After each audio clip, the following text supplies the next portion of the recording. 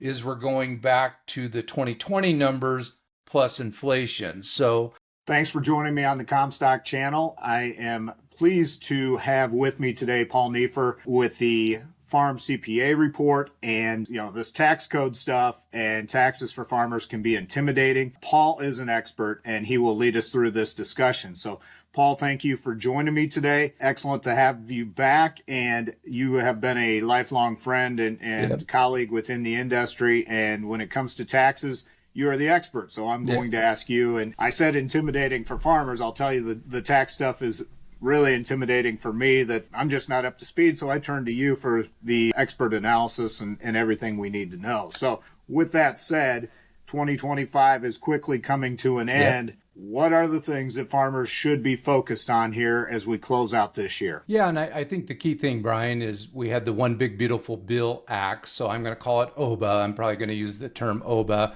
And that's really what we're really focusing in on this year, is the OBA Act and how it's going to affect both year-end tax planning and then going into 2026. So I have some slides that we can sort of take a look at. And actually, what I'm going to lead off with is not even really a tax-related item so much as something that I tend to get a lot of questions from farmers as to how payment limits are actually allocated when we're dealing with entities.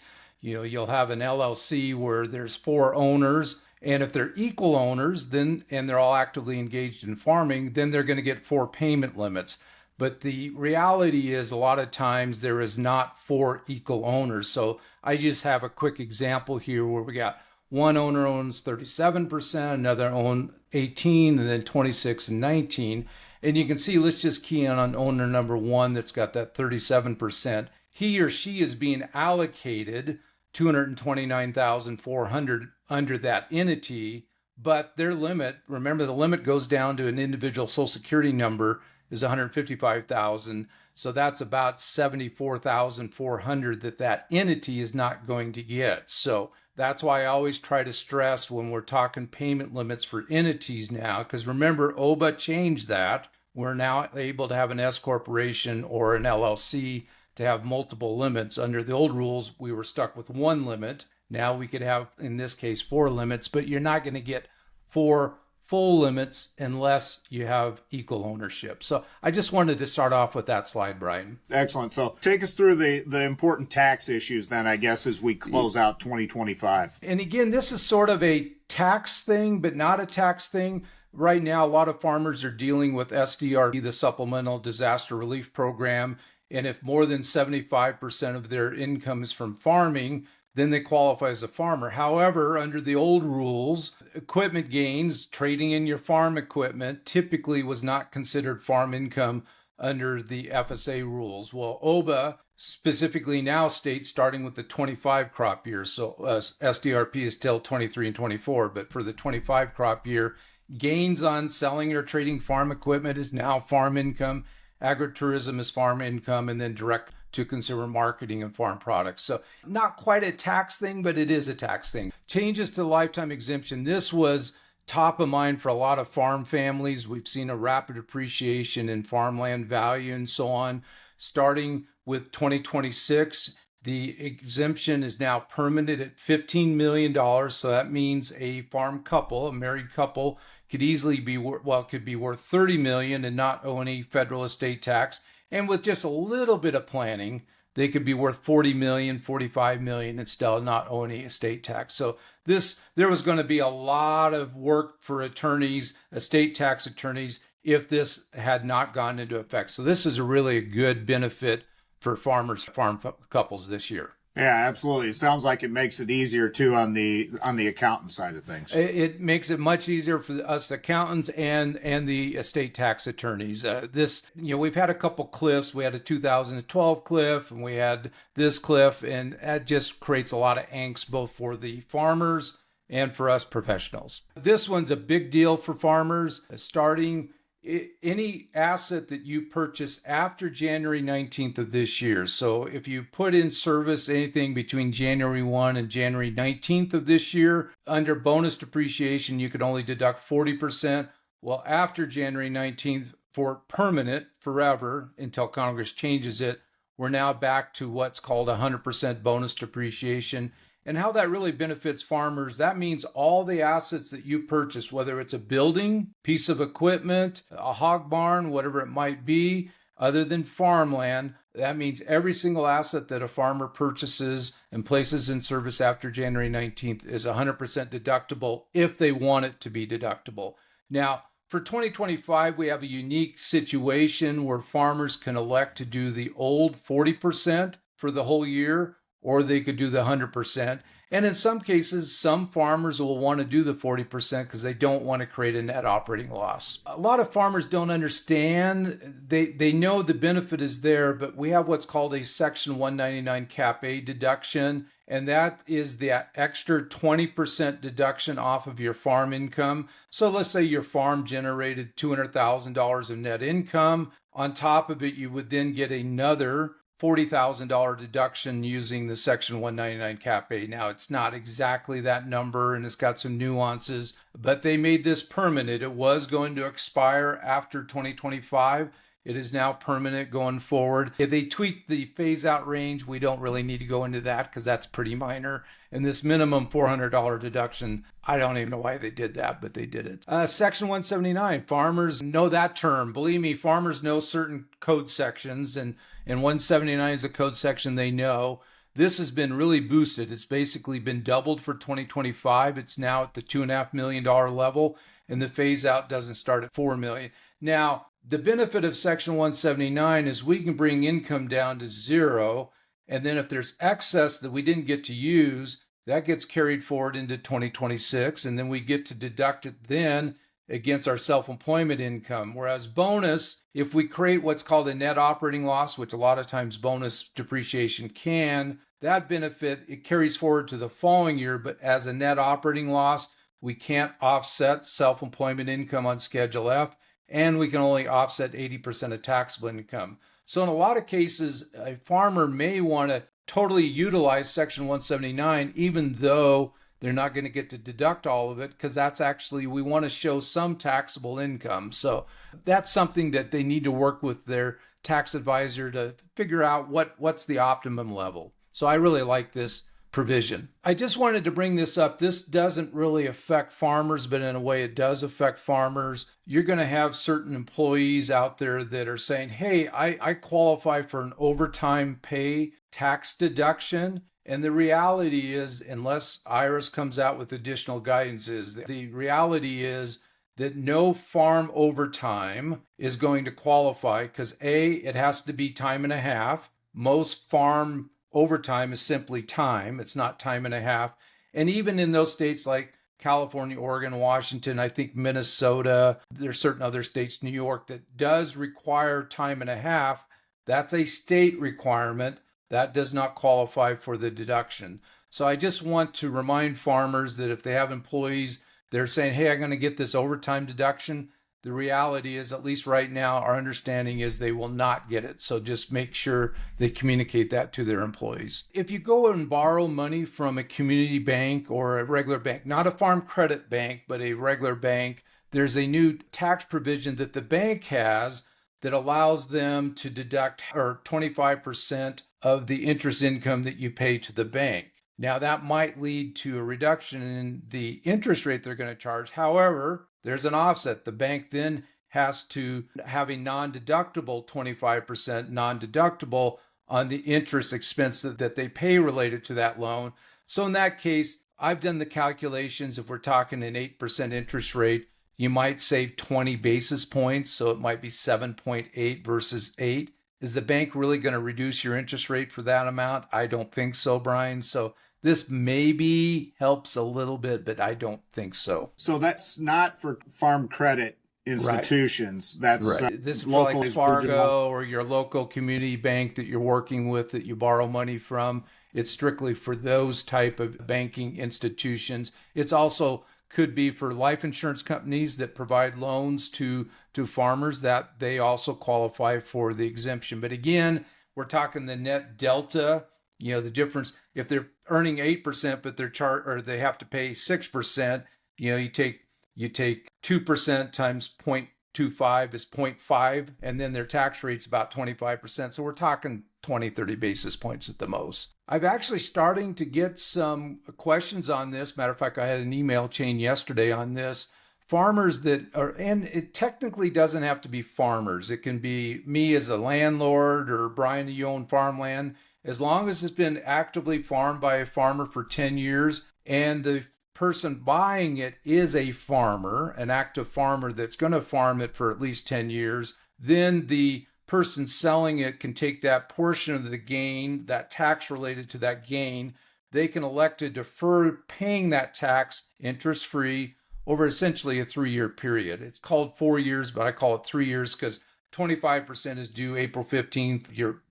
If we're doing in 25, April 15th to 26, no extension. And then April 15th each year thereafter, they owe the 25%. This saves about 8% roughly. Again, not a huge savings. The original bill that didn't get included in OBA would have meant that all of the gain related to the sale of farmland would have been tax-free.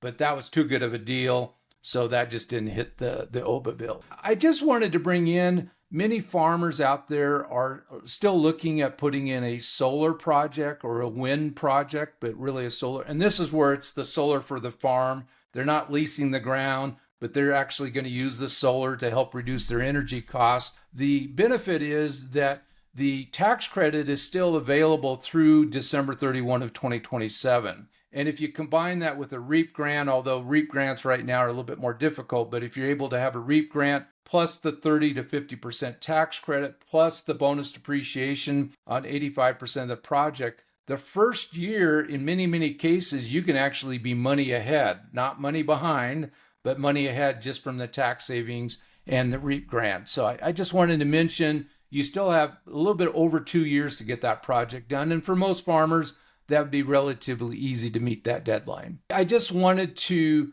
really, this is not that big of a deal other than I just wanted to reinforce that the Trump tax cuts, that's what we commonly call it, the 10%, well, actually the 10 was the same, but the 12% bracket, the 22% bracket instead of 15 and higher brackets, those have been made permanent, again, until Congress changes it. But at least we don't have that angst, hey, we're going to go from a 12% bracket to a 15% bracket next year. We're going to go from a 24% bracket to a 32% bracket. That's a pretty healthy tax increase. We don't have to worry about that. This is now permanent.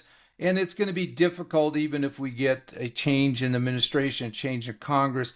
Probably going to be difficult to tweak the lower type brackets much. Possibly the higher brackets might get changed. But for most of the farmers, they live in the 12 and the 22% bracket. So this is good news. Most farmers, I would say, probably do not itemize. But for those farmers out there that do itemize, your deduction for state income taxes, the personal real estate taxes on your house, etc., that's been limited for about the last 8 years at the $10,000 level. For the next 5 years, so 25, so this year through 2029, it's bumped up to $40,000 limit. Now it's indexed each year by 1%, so I show the numbers there. But this is a pretty nice benefit for those farmers in higher income tax states that might be paying $20,000 or $30,000 of taxes between income taxes and property taxes. This may allow them to itemize and save a little bit. So I just wanted to throw that in.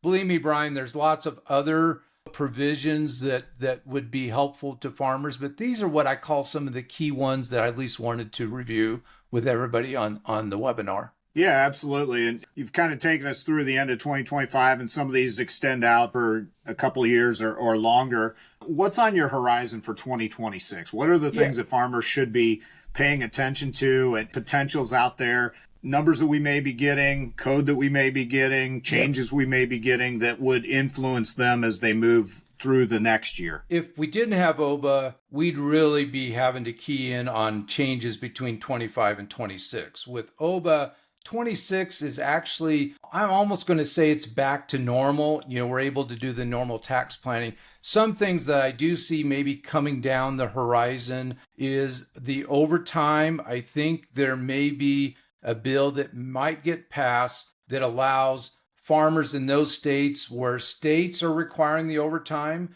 actually for the employee to get the deduction. I could see that coming into play. There's been a couple bills already introduced like that. Again, that may not directly help the farmer, but indirectly it could help the farmer because their employee is going to have a little bit more take-home pay, so to speak. I also think that there's going to be some tweakage on the OBA changes. There's going to be tweakage going on as far as perhaps, now we got to remember, Brian, next year is an election year. We got the mid-year election year, and typically the only time we really get a major tax bill is after the election and before the end of the year. So our crystal ball is probably a little bit cloudy on that as far as any major changes coming down there. I think the ACA, we know in the Senate at least, Senator Thune has promised that they'll have a discussion or a vote on extending the,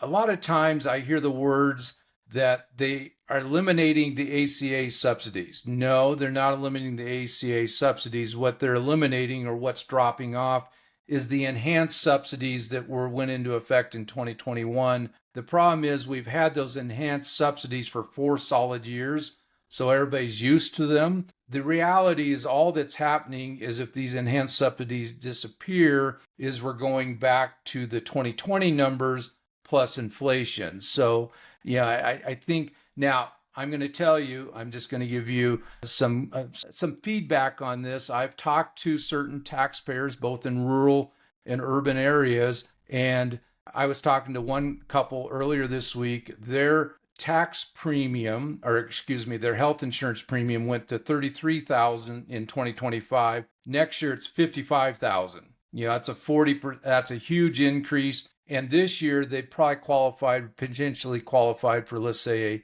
$15,000 ACA premium. So they were paying out of pocket maybe $18,000. Next year they could be out of pocket the whole $55,000. So I'm going to say in the rural area, rural farmers have utilized ACA probably more on a percentage basis than other people have.